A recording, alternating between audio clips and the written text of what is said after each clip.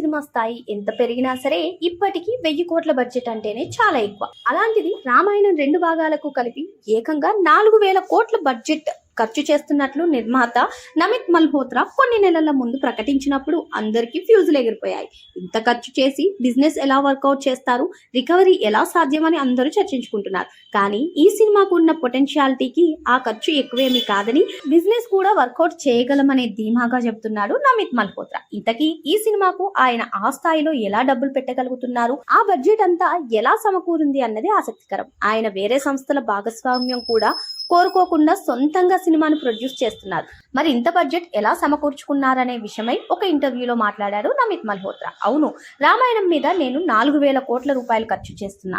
ఇంతకు ముందు రిలీజ్ చేసిన గ్లిమ్స్ లో విజువల్స్ గ్రాండియర్ ను అందరూ ప్రశంసించారు.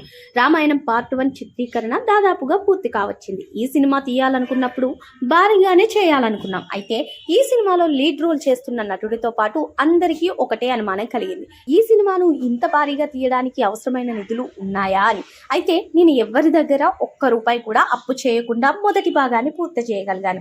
ఆ డబ్బులన్నీ ఎలా వచ్చాయో నాకు కూడా తెలియదు. ఎలా అది సాధ్యమైంది అని అడిగితే నా దగ్గర సమాధానం లేదు. ఈ ప్రాజెక్ట్ దానంతట అదే డబ్బులు సమకూర్చుకుంది. ఇది కేవలం ఒక సినిమా ప్రాజెక్ట్ కాదు, దీన్ని బిజినెస్ కోణంలో కూడా చూడకూడదు.